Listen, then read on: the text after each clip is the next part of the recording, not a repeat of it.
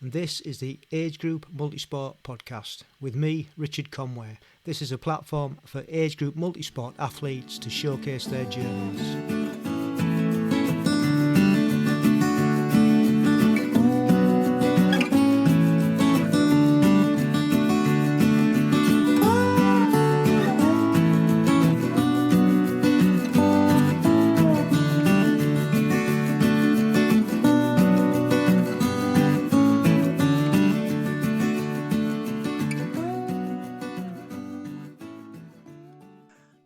Sport-wise, I suppose the key date for me was around about Christmas 1983. I was a civil servant working in Tolworth in Surrey.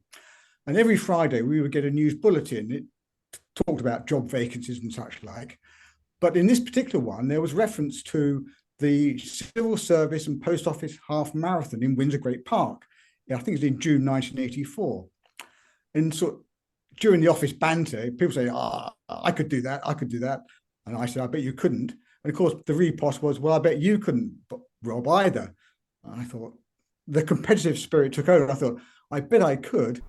Welcome along to AMP, and thank you once again for taking your time out and supporting the podcast and giving us a listen. And that was Rob Holloway, our guest on today's episode. And find out later on if he did it or not. Rob's been doing multi-sport for 35 years, and it was a nice chat we had. He's had a great journey, plenty of ups and downs, but determined all the way through it, and got on to represent GB at age group in both triathlon and duathlon. So that's coming up. Hope you enjoy that. Hope you've had a good week, and this weekend just gone was the final qualification in the age group calendar. I think it was the standard duathlon down there in Devon. Better weather than last year, I believe. So well done if you were racing, and now it's the big wait to find out if you've qualified. And talking of qualification, some good news. Having been out with one injury or another pretty much all season, I decided that I probably wouldn't be competitive enough at the moment to try and qualify for any of the age group duathlon or triathlon, sprint or standard distances. So, as I've always said on this podcast, trying to qualify for age group is quite tactical.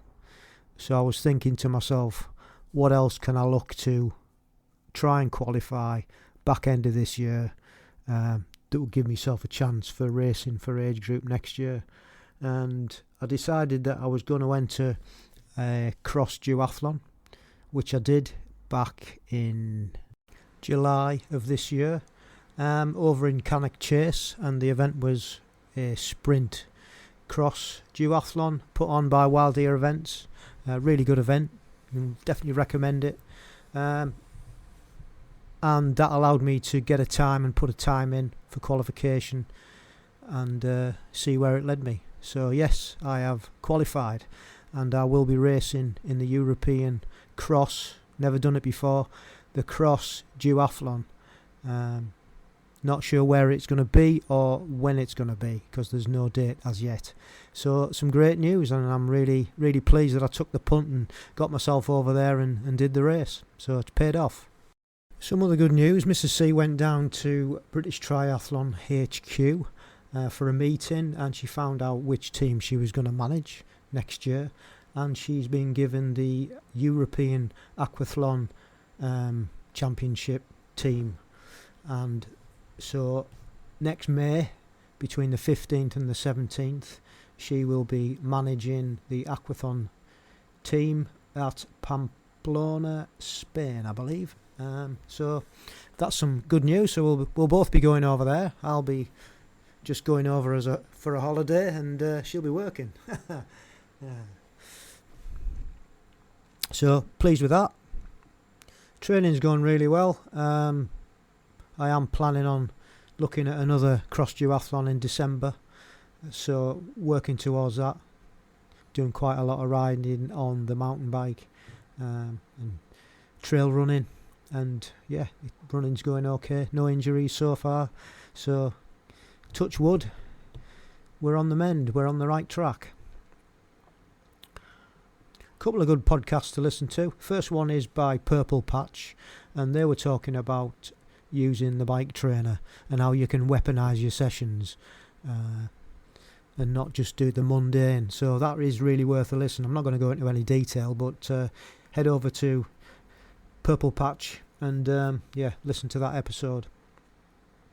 And there was another cracker, Simon Ward podcast, and he had Jess Lamont on, which was, as always, really entertaining, as Jess always is. So that's well worth a listen to.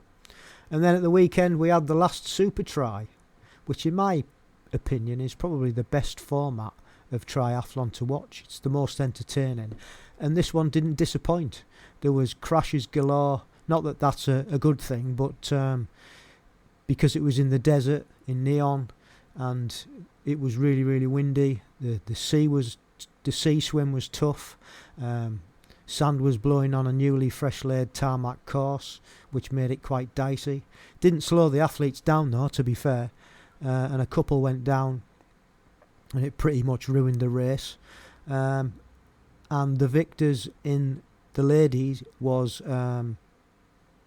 Cassandra Beaugrand. She won the race, and overall was George Taylor Brown.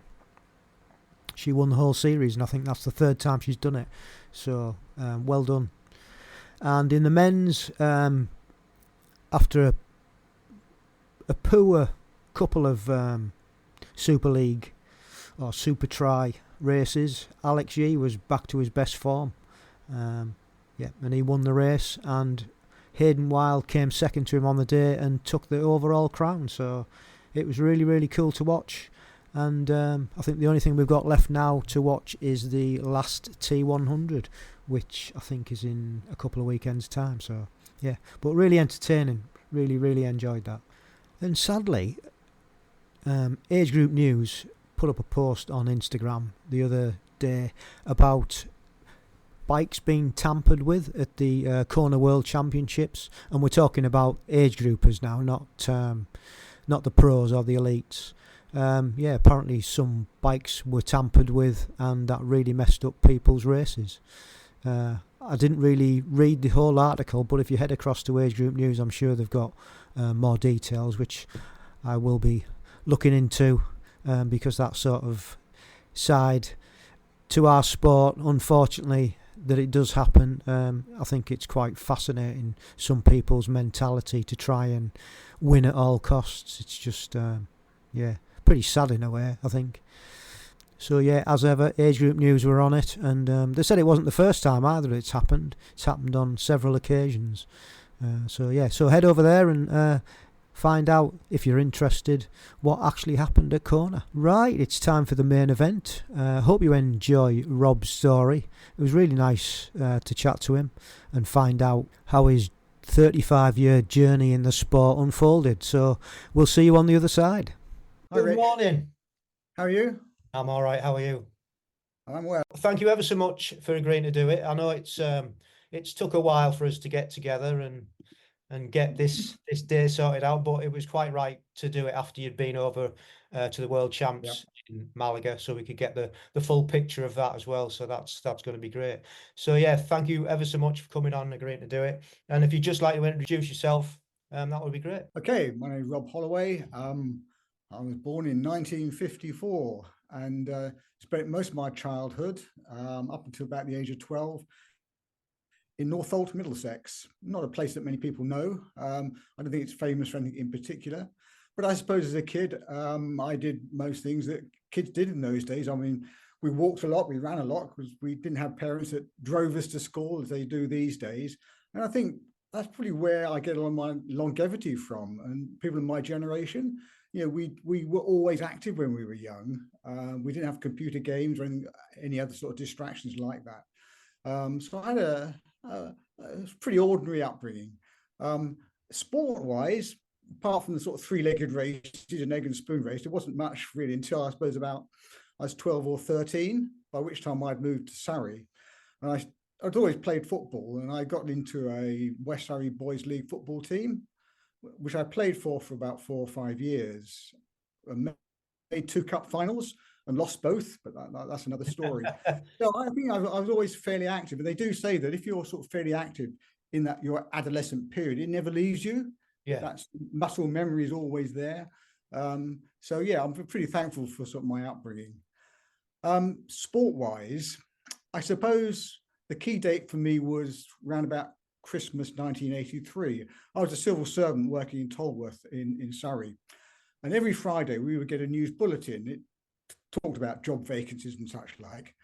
But in this particular one, there was reference to the Civil Service and Post Office half marathon in Windsor Great Park. Yeah, I think it was in June 1984. And so during the office banter, people say, I could do that, I could do that. And I said, I bet you couldn't. And of course, the riposte was, well, I bet you couldn't, Rob, either. And I thought, the competitive spirit took over. I thought, I bet I could. So I started jogging and I started running. And yeah, I eventually lined up at Windsor Great Park in June 1984 for the half marathon, not knowing what was about to unfold. But actually, I finished in 1 hour, 34 minutes, which meant nothing to me. But obviously, people in the know turned around and said, hey, first half marathon, that's pretty good. Oh, okay, well, maybe I found something here that I can do well. So yeah, I kept running, and I joined my local club, Woking Athletic Club, really got into road running, did lots of, I was probably racing most weekends. And I found that I didn't have really sort of great speed, but I had good speed endurance. So I did a lot of half marathons. And that culminated in 1986 when I did my first marathon. It was in Abingdon, and I clocked 2 hours 52. And again, people saying that's pretty good for a first pretty marathon. good, yeah.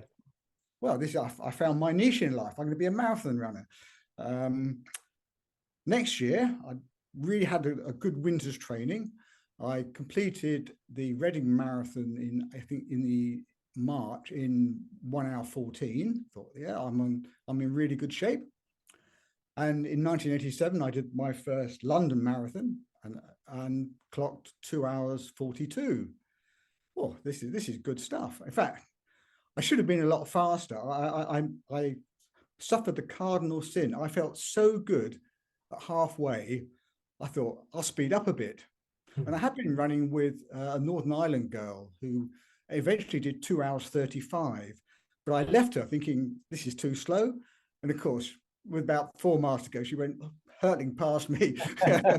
She did 2:35. I did 2:42. But I was, looking back at it, I was really sort of chuffed with that time. Yeah. But it didn't take long for all those 100 miles a week training to catch up with me. And I just suffered leg injury after leg injury. It was shin splints, it was calf strains, and the excitement sort of went out of road running, and my training sort of fizzled off a bit.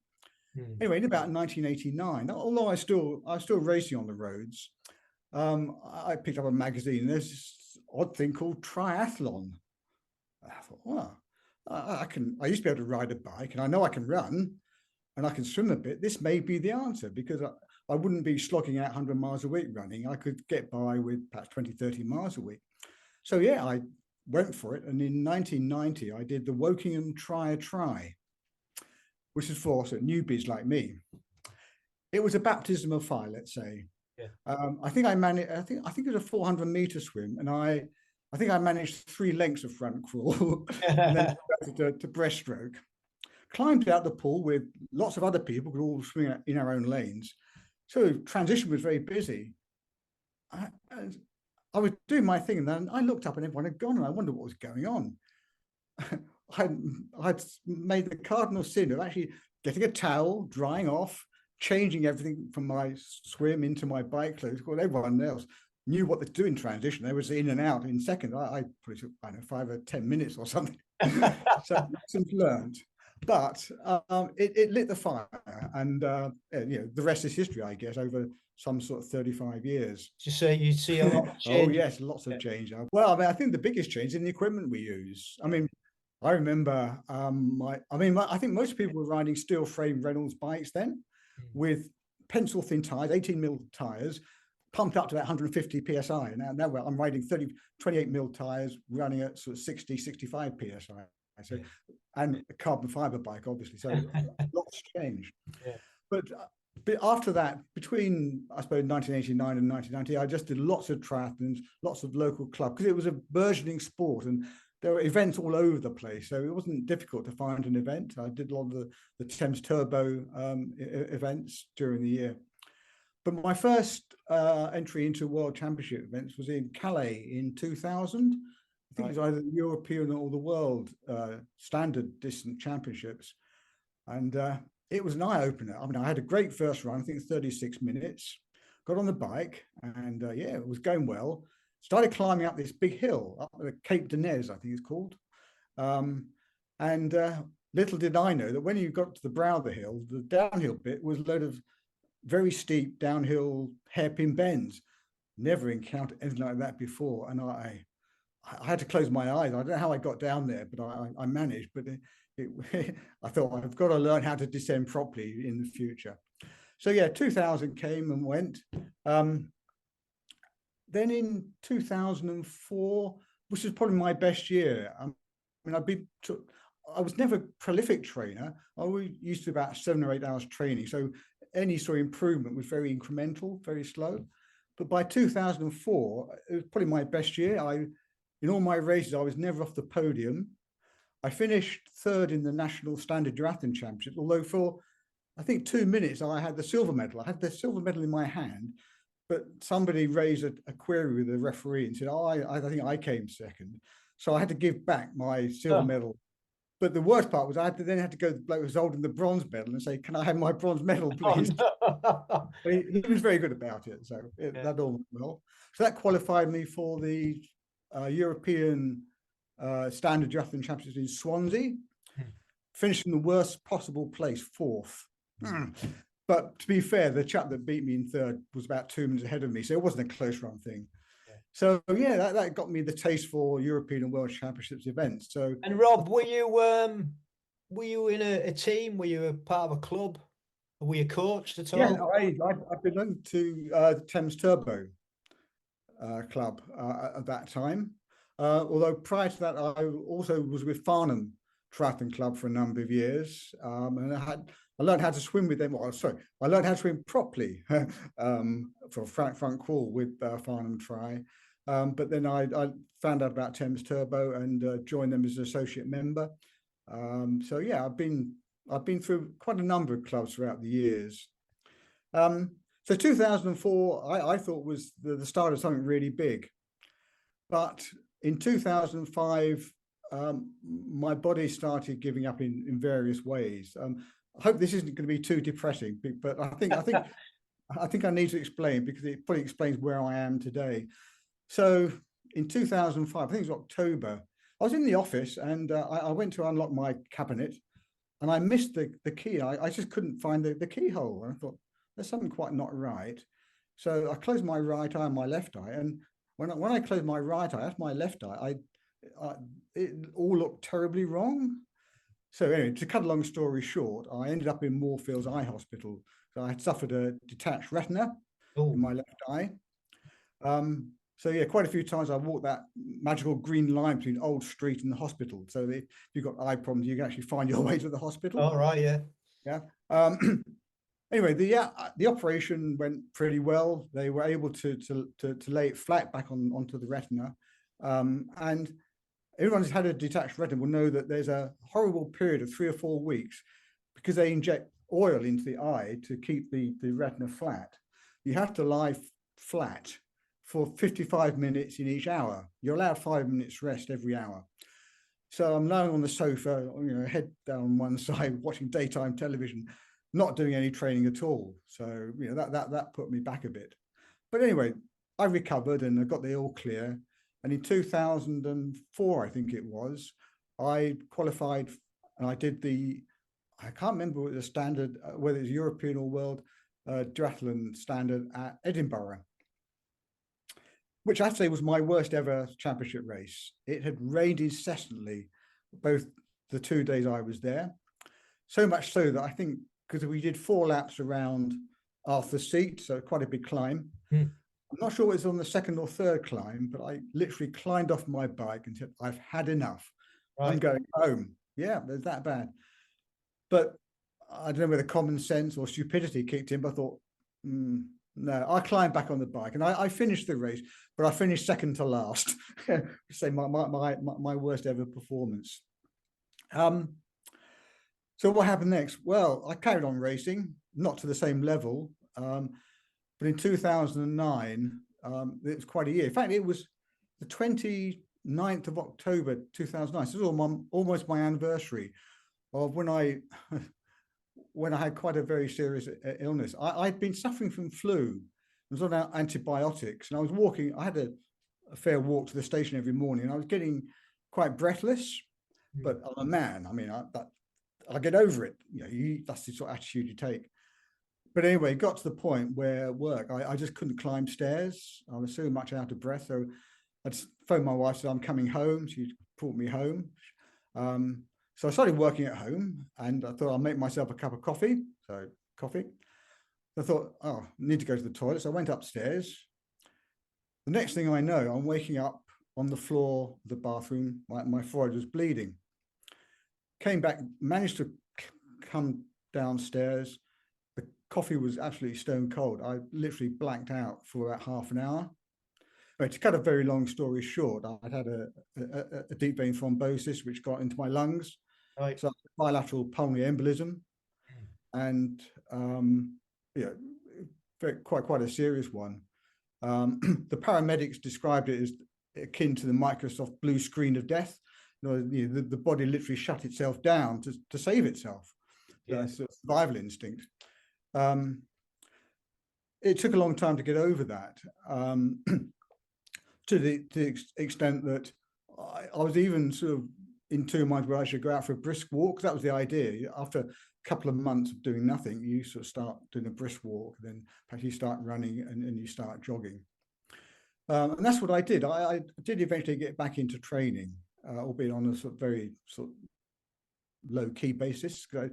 When you've been through something like that, it does prey on your mind a lot. You lose a lot of confidence. Yeah, I think, Rob, psychologically and mentally, it affects you just as much as physically, in my experience. Well, it does. And it gives you a sense of your own mortality, how close you could have been. In fact, when I eventually saw the cardiologist consultant, who luckily enough was a very keen runner, so we were able to swap stories, and he said, look, Bob, it was probably your fitness, your previous fitness, that actually got you through it. Yeah. Probably why you're sitting here talking to me today. So that was a bit of a godsend. Anyway, we went through, had an MRI scan and went through everything, and he said, look, your lungs are going to be not significantly scarred, but you're going to have a lot of scarring in your lungs for quite a long time. But looking at how fit you've been and such, like, the chances are you're going to make the best of your 75% of your lung capacity that most people make out of their 100%. So it shouldn't hold you back. And I sometimes think it does. If I've had a bad race, I blame that. I've got lungs. But there you are. I'm still here. Anyway, I eventually got over that, and I started training. I started running, and got back into training again. But 2011, 2012, around about that period, my right eye suffered a retinal detachment. So, went through that whole process again. I had 2 operations to lay the retina flat, but neither of them worked properly. It just wouldn't lay flat. So in the end, a third operation, they decided to cut off quite a sizable chunk of my retina to make it work. And they said, look, that's the best compromise we can do. And I was more than happy with that. So I've got probably about 50% sight in my right eye. But the brain is a wonderful thing. It makes great sense of that limited information it's getting. So I think my sight is better than it has been for a long time, because you also develop cataracts once you've had operations, and you end up with plastic lenses. Yeah. So I can read, I can drive without glasses. So I mean, it's fantastic. So I've had those 2 retinal detachments. Again, got over that without any problems. So started running again. 2012, I think it's 2012, 2013, I suffered another pulmonary embolism in both lungs, but I caught it very early. I knew, having gone through it once, I knew what the symptoms were. So yeah, straight into hospital. Because it was a second episode, it means I'm going to be on blood thinners for life. Take a pill every night. Yeah. No problem. Again, why did it keep happening then, Rob? Why did it happen in the first place? No idea. I mean, the most common issues are things like a long haul flight, because your legs just don't move, and the blood sort of flows to your legs and don't move. It could be dehydration. And I think of all, I mean, I had endless blood tests, MRI scans, and nobody could pinpoint the reason why. And that's the only niggling thought I've had ever since. Why? Because until you know why, you think, well, could it happen again? It shouldn't, because I'm on blood thinners, so it should never happen again. But it would have been interesting to know why. I think the only logical explanation would have been dehydration, because it's something we do when you're training as hard as most of us do. Sometimes we do forget to drink as much as we ought to, 2 or 3 liters a day. That's a lot of hard work. Yeah. So it may have been dehydration, but the fact that it happened twice suggests it might be something to do with my blood circulation or something like that. But anyway, that's all in the past, and I've forgotten all about that. So I got back into training, wiped that out of my mind, got back in training, and got back into world and European events. So carried on, but in 2016, I decided that I'd had enough. I'd done everything I wanted to do. I wasn't going to get any better. I'd done everything apart from, I'd never got around to do a full Ironman. I'd done 6 or 7 half Ironman to a good stand, about 5 hours, but never got around to doing an Ironman. So that was my one regret. But in 2016, I called it a day. Of course, when you stop training and you forget your diet, the inevitable happens. So some 3.5 years later, I've moved from 10 stone sort of racing weight, and I weighed 13 stone, 12 pounds. Not a pretty sight. This, by 2019, of course, we were in COVID and lockdown. I looked in the mirror and I thought, I don't like how I look. This can't be good for me. So I decided I'm going to start training again. Jogging to start with, a bit of running. And of course, I thought, I'm not too bad. I think I tried a 5K. I did it until like 29 minutes. I thought, well, that's not bad for a really fat person. So anyway, it got better and better. And then I think that old muscle memory kicked in again. My muscles, my heart, cardiovascular thing. Been here before. I know what to do. Anyway, it wasn't that long. And within 12 months, I was at the start line of the Viles World Sprint Duathlon Championships. Wow.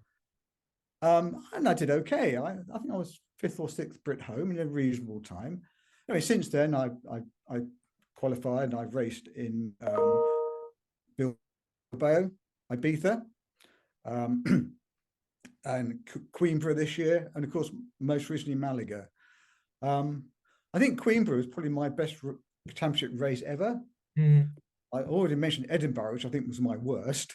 But Coimbra was, I think, my best race. I had a really good plan. As Michael Johnson, the American athlete, you'll say, you got to execute your race. And I executed it exactly as I wanted. I wanted to run hard on that first run with a 65-69 person. And Dean Hardy was my pick, because I've been running about a minute behind him in all races. I thought, running's going well, training's going well, I'll run with him. And yeah, I stayed on his shoulder all the way around that first 5K. The idea being that if I ran with him, I could get on a group of 65-69ers on the bike. Anyway, got into transition. Half the people bikes in their run shoes. So although I went into transition with them, they were off. Got on my bike shoes. So I was about a minute behind. I caught most of them. And I got in a really good group of probably 7 or 8.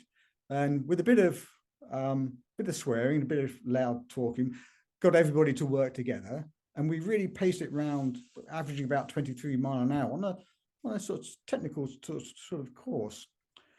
Came into transition with this group, only to find, of course, because they were biking in run shoes, again, they just scarpered off. Yeah. So I was again about a minute behind, but I finished, and I was 5th overall and 3rd Brit home, which is say probably my best race. Yeah, it's brilliant, isn't it? That transition that's come up several times in the we were at Coimbra, And Yeah. one of the guys, Mark Saggers, who was on, I know Mark very well. Yes. yeah, well, he had the same experience there. Well, he's been converted now. Yes. Yeah. So in all sprint duathlons, I now wear shoes all the way through. It saves all that hassle. You might lose I'm not a powerful cyclist. I've got a good speed endurance. I can hold a reasonable speed for a long time.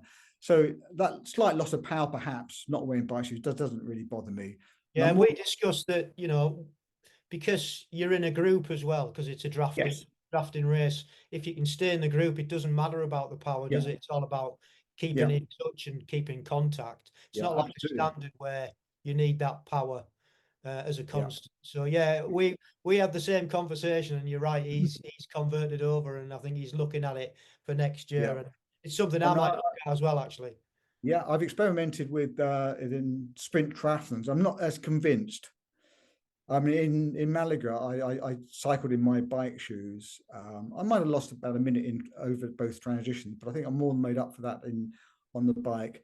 In all standard distance, I wouldn't use bike shoes all the time. Yeah, I think it depends on the event, and it depends on the course as well. Absolutely, yes. If it's a hilly course, then you obviously need your cycling shoes on to get the power round the pedals evenly. So yeah, it just depends on. So on the back of Queanbeyan, it's also a busy year because I qualified next year for Luimba in Poland, Wollongong in Australia, 3 events at Pontevedra and Istanbul. So I'm probably likely to do just Istanbul and Pontevedra.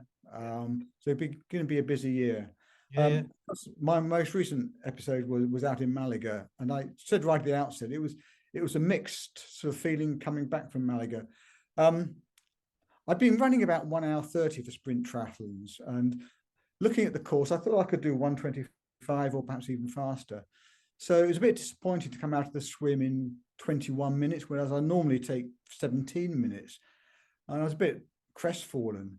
But we learned afterwards that the offshore wind, which was probably gusted to about 20 miles an hour, had blown the boys offshore. So we ended up swimming about 1,000 meters. 250 meters too far. On a time adjusted basis, that gets me about a time of 16, 17 minutes. So I'm very happy with the swim, given because it's very choppy. I don't know whether you saw the elite women. We did, yeah. I was just going to say we saw Cassandra Bogran couldn't see the boys. Well, no, she got us. Well, we were not sure whether she couldn't see the boy or she went for the wrong boy, to be fair, when we were watching it. Well, I think she went for the wrong boy, but you could only see them half the time. And it was very, very choppy. So it was, in conditions like that, I'm now really pleased with my swim. Yeah. But it was tough. It was hard work. And that throughout the first couple of minutes on the bike, I was fighting to get up to good speed. And it was a big loop twice, and it was a long drag going up. So you're averaging sort of 17, 18 miles an hour, but then 30 miles an hour on the way back. Got off the bike. In good shape. I felt pretty good. I had a good bike, but then I just had no running legs at all. And I found that in triathlon, whereas I can put in a good second run at the end of a duathlon, I'm finding in sprint triathlons, I just haven't got the legs on that final run. Why do you think that is, Rob? I think mainly because I do a lot of brick sessions, but they're sort of duathlon based, so it's short 2.5K. Because at the end of a sprint tri, you're doing 5K. So I've got to do more brick sessions like that. And I think the swim and the long drags on that bike twice, I think have taken a bit out of me. I'd also, I hadn't told my wife this, and she'll probably listen to this, tell me off.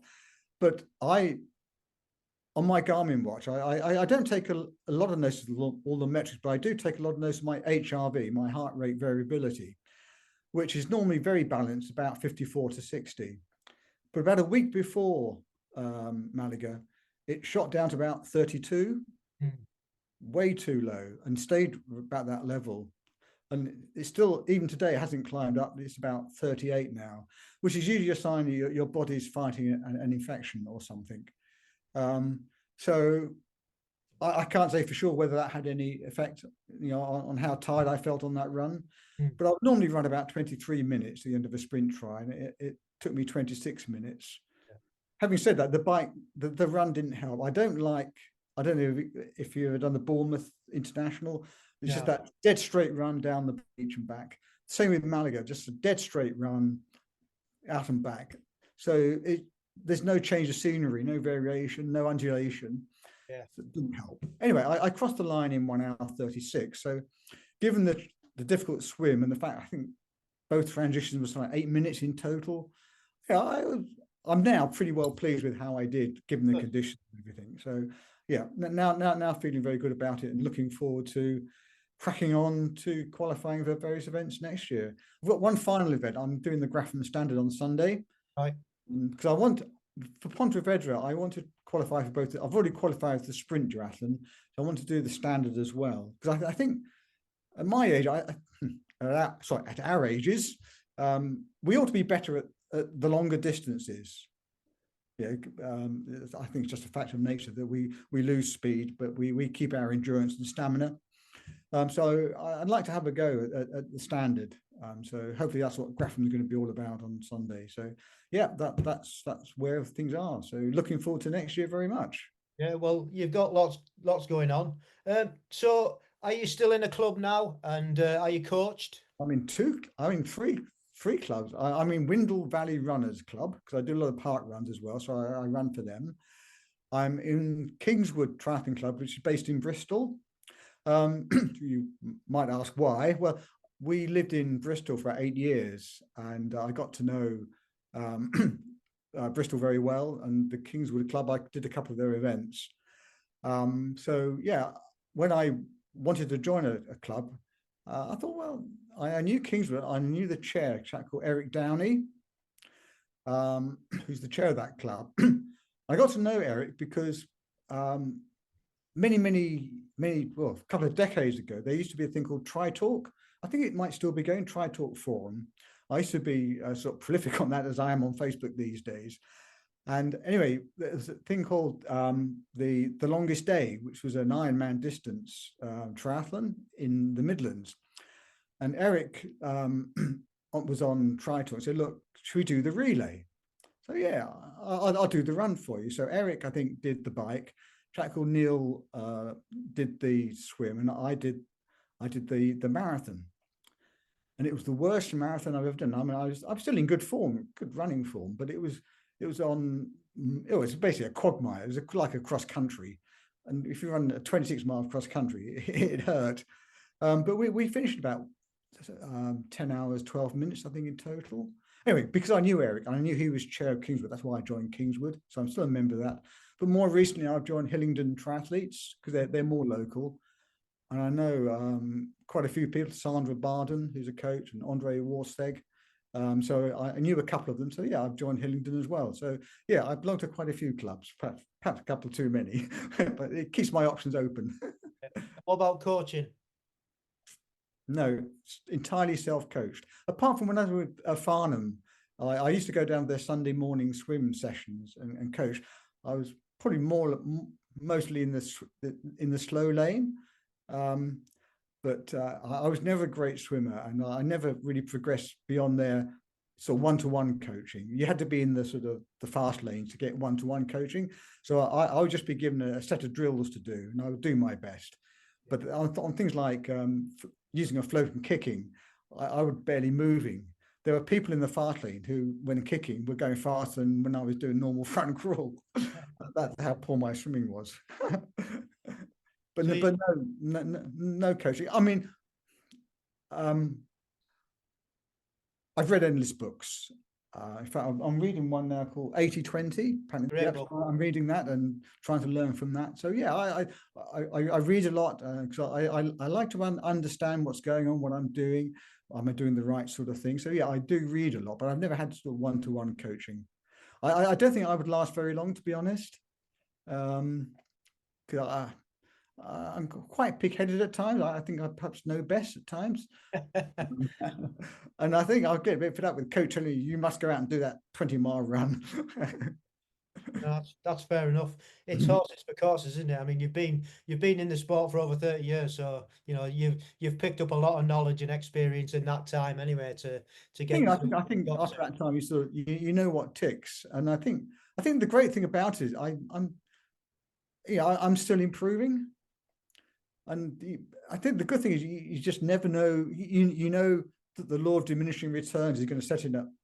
You're going to reach that plateau where however hard you try, you're not going to get any better. And a lot of people have reached that, and that's great. That's more than happy. They're not necessarily getting any worse, but they're just not improving. I'm still improving because because of my leg injuries, I still suffer the odd calf strain, although touch wood, I haven't done so for about 6 months now. But I rarely run more than twice a week, probably no more than 10, 15 miles a week. So next year I'm going to gamble, and particularly over winter. I'm going to have a couple of weeks active recovery after Grafham. But once that's out of the way, sort of mid-November, I'm going to start training in earnest again. And I'm going to see how hard I can run. Inevitably, I will suffer a calf strain at some time. I might not, you never know. But I'm going to give it a go and see. If I can get back to sort of 30 miles a week, I think I can get down to about a 20-minute 5K. I've done a 21:50 at Ibiza. I think it was slightly short, but I'm still calling it 5K. We'll take it. We always like to be optimistic, don't we? Absolutely. I'd like to get down to about 20 minutes, but I would need to be running 3 or 4 times a week. I would need to be doing some interval work, which I don't do at the moment. I just run fast tempo 5Ks mostly.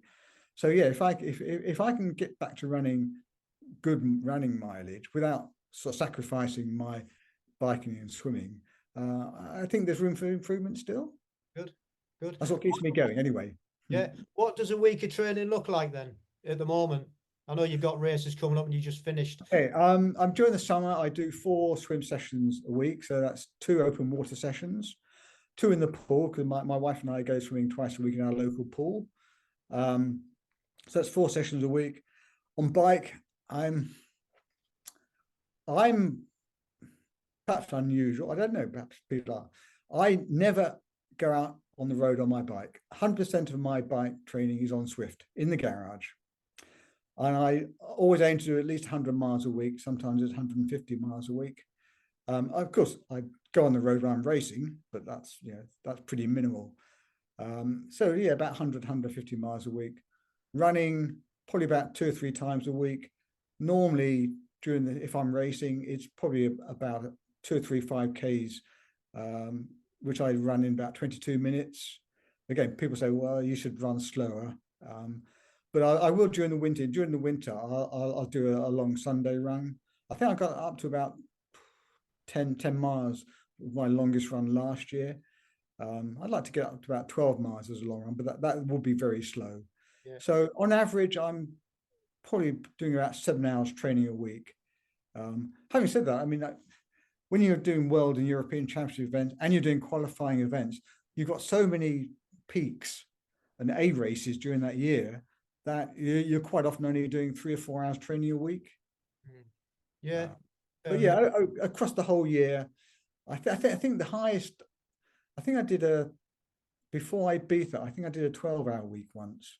That's my hardest, because I do like to do 3 or 4 weeks hard training blocks, then a week easy, and then another hard training block. So I always work backwards from races on how my training is sort of planned. But yeah, I suppose on average it's about 7 hours a week. Yeah. Be interesting to see what your thoughts are on how your training changes when you've finished reading the 80-20 book, whether you put anything in there from that. That'll be yeah, because it's bound to impact slightly on, because obviously it's time that I can't devote to swimming or training. Although of course during the winter, I'm not brave enough to do open water swimming during the winter. I did my last one a couple of weeks ago. It was about 14 degrees. I've managed 11 degrees. I think that's my coldest. But no. So during the winter, I'll only be doing 2 pool sessions a week. So that frees up a couple of hours, which I can put into running. So hopefully my bike won't be impacted greatly. But I think I've already booked Castle Combe in March. So that'll be a good test of how things have gone over the winter. Yeah. Well, good luck with it all. Great to hear your story. You're another one now I'll add to the list of following and seeing how you're doing. I like to see how all the guests are getting on. I always dip into this and the duathlon forum, and there's so many forums these days. I always keep an eye on them, and it's a good way of keeping in touch with people. Because I think the great thing about Triathlon&Duathlon is it's just a great community. you go out to places like Malaga and you suddenly got sort of 600 friends, and some have heard of you, and they think, it's great to meet you face to face. So it's a fantastic sport. It has changed a lot, and I think in a sense it probably isn't what it was when it was at its peak. There aren't that many races around as there used to be, but I think we got down to the hardcore of people who've been in it for a long time, and are still in it, and long may that be the case. And I met people in Malaga, because that was my first world or European triathlon since Madeira, I think 2004. So yeah, I've met. What I've noticed is that people who do world and Euro duathlons, not many of them do that crossover to triathlon. A couple do, people like Phil Kidd and David Jordan, but mostly you either do duathlon or you either do triathlon. But I like to do both, because triathlon is my legacy. That's what I grew up on. Yeah, I think it's. I mean, the great thing about multisport, and I say this nearly every episode, is that there's something for everybody with the aquathon, aquabike, duathlon, triathlon. There's something there. I want to have a go at. I want to do it. I think I want to do an aquabike, because for everybody that's done the duathlon and hated that second run, the idea of climbing off a bike and finishing without having to run is very appealing. Yeah. Good. So we just go on to the quickfire questions, and the first one is, what's your favourite bit of kit? My favourite bit of kit has to be my Cannondale System 6. My wife very kindly, quite a few years ago, said, look, buy yourself a decent bike. Because we'd inherited a fair bit of money. So she said, look, buy yourself the bike of your dreams. So there was so much good stuff researched about that Cannondale, and every word of it is true. I mean, I'm not a great cyclist, but it makes me feel good. It gives me good times. It flies up hills, most hills anyway. So yeah, that's my best bit of kit, I think. Good. What resources do you? I mean, you've already said you go on forums and Facebook, and you're reading. You do a lot of reading. Any other resources that you use to help your training? I suppose it's mostly reading, and it's mostly these days anything online. So I'll watch videos of triathlons to see if anything I can learn from them. I just like watching and reading about triathlon and duathlon. There probably isn't that much more that there is to read, to be honest. Although the sports do continue. Although the one thing that I do want to learn more about. And to cut a long story short, the other day I treated myself to a very special pair of body scales, body scan scales. So to do everything about your muscle mass, your fat mass, how much muscle you've got in your arms and legs, etc. Because they do say as you grow older, you lose that strength, you lose muscle mass, you lose bone density. So I just want to keep track of that, and I want to learn how to keep as strong as possible. And I'm not going to build a great muscle mass. But the one statistic it did tell me is I got great muscles in my arms and legs, which is not surprising, but I got very poor muscle mass in my trunk. And I thought I had, because every other day, in addition, as part of my training, I'm now up to, I think, 60 press-ups and 100 sit-ups, and I do planks as well. So I thought, I've still got a bit of a layer of fat around my abdomen. There's a good six-pack under there somewhere after all that sort of work I do, but no, it's telling me I got no muscles down there. So that's something I'm going to want to research and work on. Yeah, we've got I can't remember what it's called now, but it's a similar sort of thing. It's a big machine at the gym, and you stand on it with no shoes and socks on, and it sends a current through. You hold on to. That's right. That's the same I've got. Yes. Yeah, and it sends that current through, and it tells you exactly the same. And I was on it the other day. I haven't actually looked at my results yet. The other really pleasing statistic that told me was that I have a metabolic age of 52. So. Yeah. I mean, that's fantastic, isn't it? Perhaps I'm racing in the wrong age way. The other interesting thing is about VO2 max these days. They reckon that's one of the top things to be looking at for longevity and also well-being. So that's something. Well, according to my Garmin, I don't trust Garmin all the time. My running VO2 max is 54, and my cycling is 51. Now, I'm a bit skeptical about that. Many years ago, I took the opportunity offered of a free VO2 max test at Kingston, what's now Kingston University. So I went on a treadmill and I ran up as hard as I could.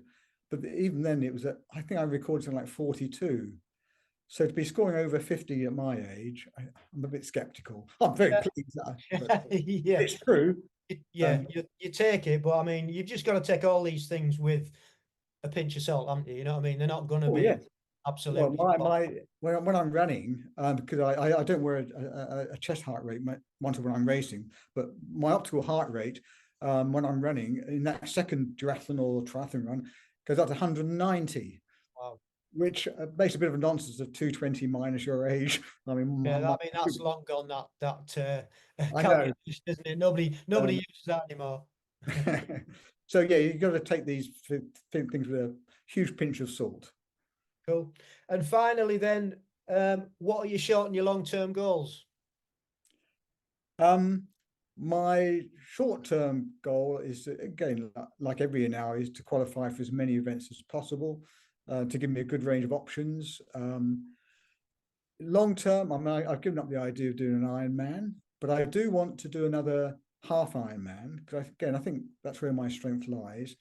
So I sort of penciled in for 2026, the 70.3 in Jesolo, okay, near Venice. We holidayed in Venice a couple of years ago and really enjoyed it. It's a fast course, dead flat, sort of suits me down to the ground. I would just like to do another 70.3. Very long-term aim is to keep in this wonderful sport as long as possible, as I did back in 2016, but I rekindled my sort of interest. So yeah, that very long-term aim is to keep going, because it keeps me mentally and physically fit and able. Hopefully, touch wood, the body will let me do that. But yeah. Cool. Well, I suppose the other option, it'd be very nice to podium at a world or a European, but I think you've got to pick an event where nobody goes to, or that's in Australia or something. or it's survival of the fittest, and you're in it for the longer Exactly. time. Last man, and you get in your 80s and your 90s. It's just so competitive. I mean, you think at our ages it'd be easy, but no, you're always growing up with the same people who are just as competitive, and it's hard work. Yeah, it is hard work, but good work. Good work, and it's like I always say, it's a lifestyle as well, isn't it? That'll keep you going. So yes, well done for making it this far. Thank you very much. So that's about it.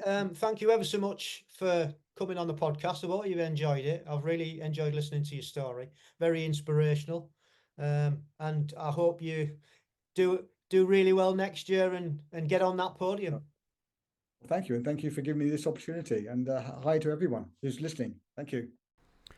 Well, there he goes. Thank you once again, Rob, for coming on the podcast and sharing your story. Really entertaining.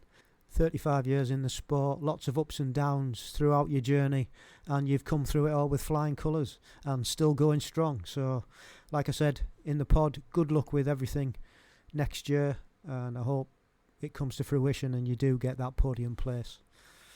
So that's it for now. Thank you once again for taking your time out and listening to our little pod. If you could share this with like-minded people, teammates, friends, triathletes, duathletes, multisporters, point them in the direction as to where we are, and that'll help get us a larger audience and out to more people. And if you or anybody that you know would like to come on the podcast, please do drop us a line. Get in touch. You can email us at agegroupmultisportpodcast@gmail.com. We have our own YouTube channel. All the podcasts are on there. And the YouTube channel is AmpGB.